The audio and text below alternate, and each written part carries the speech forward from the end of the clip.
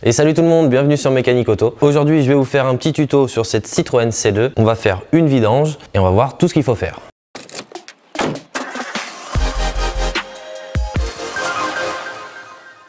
Ok, alors par quoi commencer? Tout d'abord, je ne sais pas si on voit, mais j'ai surélevé la voiture tout simplement pour me simplifier un petit peu la vie. Quand il va falloir passer en dessous de la voiture pour vidanger l'huile, vous n'êtes pas forcément obligé de la soulever, mais c'est vrai que c'est quand même plus agréable. L'idéal, c'est de soulever l'intégralité de la voiture, donc vraiment aux 4 points pour pas qu'elle soit trop inclinée pour bien vidanger l'huile du moteur. Je vais tout d'abord, hop, ouvrir mon bouchon de remplissage d'huile, tirer ma jauge à huile et je vais accéder au filtre à huile. Alors sur ce moteur là il est plutôt accessible. Je vous fais un petit complément. Voilà, on le retrouve ici sous sa petite cloche en plastique. Donc je vais avoir besoin d'une grosse clé. Donc là c'est du 27 et je vais prendre un cliquet pour le démonter. Donc mon cliquet, la douille de 27. Hop, je me mets en mode desserrage. Donc sens inverse des aiguilles d'une montre. Hop. Donc je me mets en desserrage. Je desserre.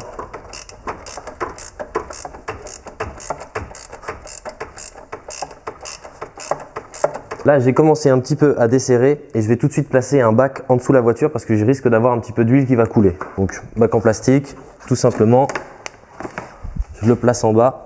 Je regarde si je suis à peu près en face. Hop, voilà. Et je continue de desserrer. Là, j'ai suffisamment desserré avec l'outil. Je viens terminer à la main. Alors, je fais attention ici, c'est l'échappement, c'est très chaud. Donc, les gants, c'est vraiment la bonne solution. Voilà. Là, il commence à se retirer. Tout simplement, je le tire. Voilà, et j'entends l'huile qui commence à couler.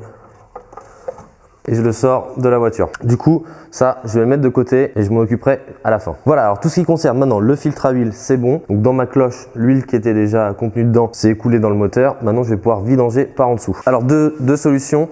Je vais pouvoir prendre ou une clé de 24 pour desserrer l'écrou, ou alors une clé carré, donc c'est un embout carré parce que vous allez voir au milieu du bouchon de vidange j'ai un petit embout carré donc qui permet aussi de desserrer, donc ou l'un ou l'autre ce que vous avez. Ok, donc là je viens placer ma clé et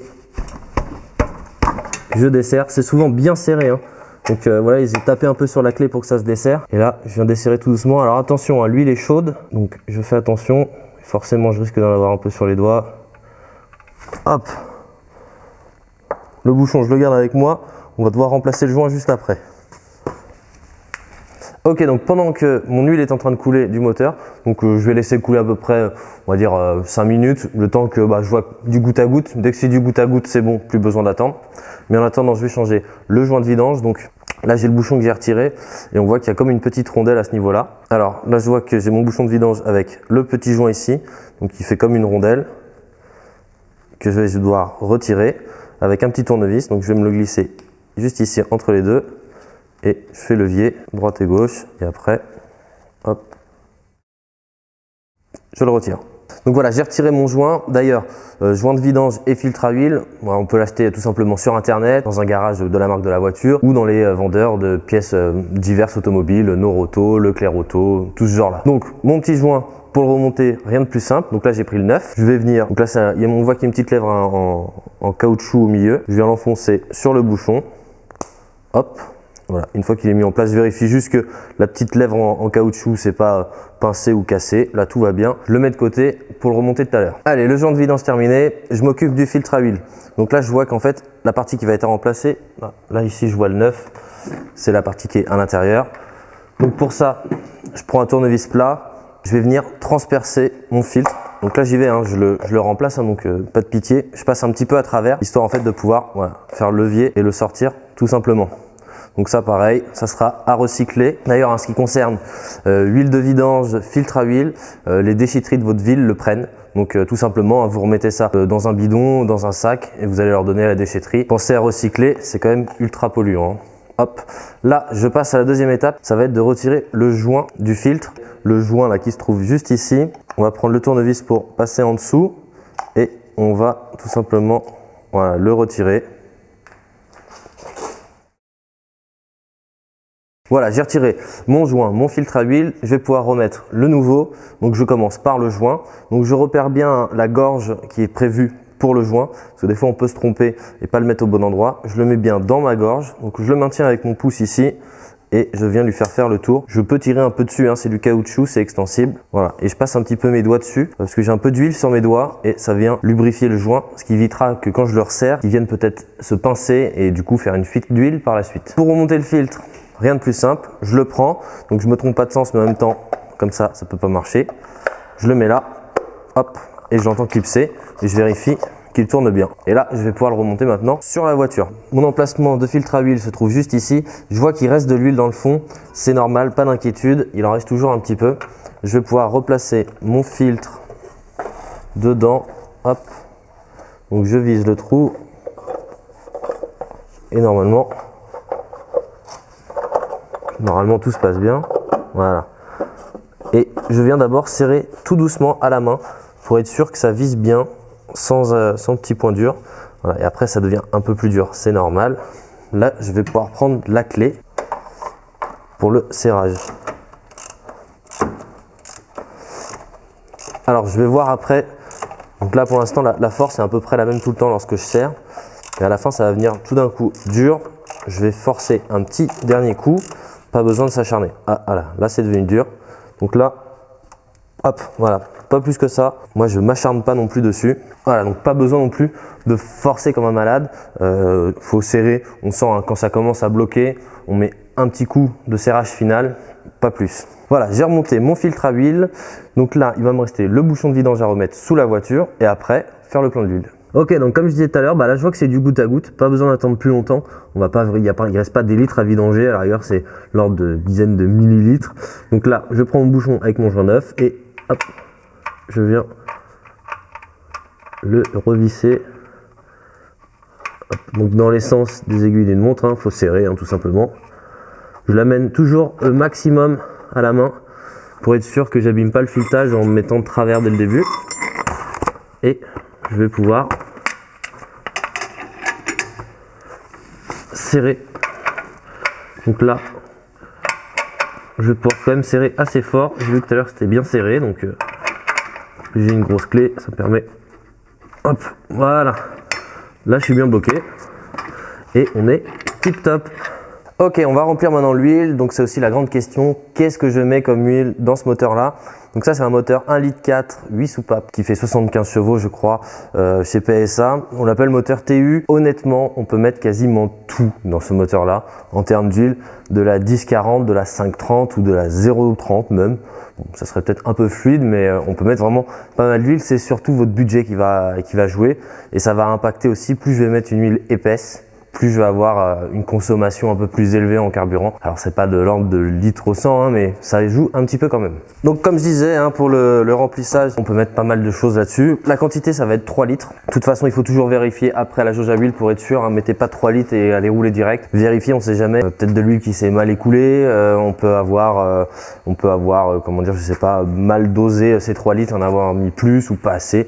Donc toujours vérifier avec sa jauge à huile, ça sera très important. Pour le remplissage, moi, j'ai ma petite astuce, je mets un petit chiffon autour de l'endroit où je remplis, tout simplement parce que si j'en mets à côté, au moins ça évite après de tout nettoyer. Alors on m'avait conseillé dans un commentaire d'utiliser un entonnoir, sauf que tout le monde n'a pas d'entonnoir, moi du coup j'en ai pas. Et le chiffon, je trouve ça quand même plutôt pratique, voilà.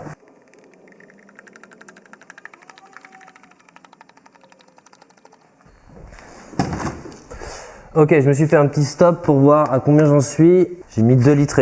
Je vais jeter un petit coup d'œil sur ma jauge déjà, voir ce que ça donne. Sachant qu'une fois que je vais redémarrer le véhicule, comme le filtre à huile est neuf, il n'est pas du tout chargé en huile. Donc une fois que je vais avoir démarré, le niveau va avoir tendance à baisser. Ça c'est valable d'ailleurs sur toutes les voitures. Et en fonction des filtres à huile, ça va baisser plus ou moins. Donc là je vois que je suis pour l'instant au minimum. Donc je vais pouvoir en rajouter encore un peu. Et on peut quand même établir une règle un petit peu générale sur les niveaux d'huile. C'est-à-dire que entre le minimum et le maximum, sur presque toutes les voitures, on va avoir à peu près 1 litre. Donc là je sais que je vais pouvoir rajouter quasiment 1 litre pour arriver au maximum. Alors d'ailleurs, comment on lit la jauge sur celle-là, c'est assez simple. On voit j'ai plein de petites graduations sur ma petite tige en plastique et en fait je vois jusque où l'huile se dépose. Donc là je suis au bas, donc je suis on va dire à un petit quart, un quart à peu près de la jauge. Donc je peux y aller encore, je vais pouvoir rajouter de l'huile. Voilà, donc là on voit sur la petite tige en plastique, j'ai plein de petites graduations. En bas le minimum, en haut le maximum. Là on voit que je suis à peu près à ce niveau-là, c'est là où l'huile se dépose. C'est ça qui va me donner le niveau, donc là je suis à peu près à un quart. Je vois que j'ai encore un petit peu de marge pour monter jusqu'en haut. On va aller jusqu'au maximum.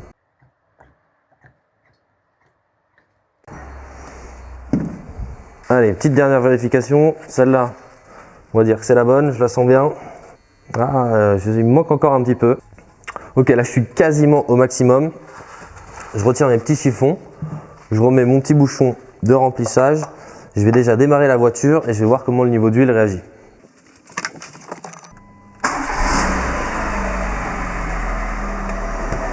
Alors je vais laisser tourner une dizaine de secondes, ça suffit largement.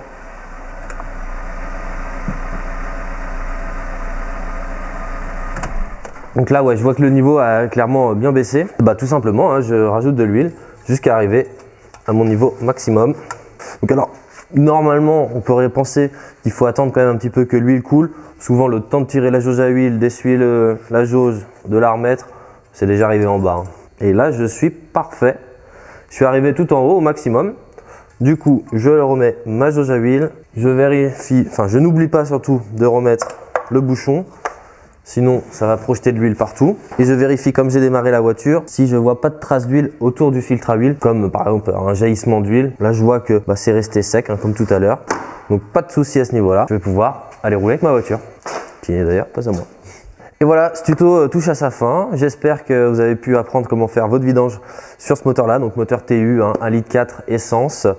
Moi, ce que je peux conseiller, mis à part tout ce que je vous ai dit avant, c'est aussi de mettre des petites étiquettes sur où vous voulez, hein, où il y a de la place, pas trop près du moteur, sinon ça chauffe et on voit plus rien dans le temps. Surtout pour mettre la date et le kilométrage que vous avez fait votre vidange, pour pouvoir avoir un petit peu d'historique sur la voiture. Et puis si jamais vous emmenez votre voiture dans un garage, au moins il sait de quand date la dernière vidange. Voilà, moi je vous retrouve très vite sur Mécanique Auto. Surtout n'hésitez pas à commenter pour que j'essaie de m'améliorer et partager la vidéo si des amis ont ce moteur là ou s'ils ont la même voiture, ça peut toujours servir. Moi je vous dis à bientôt.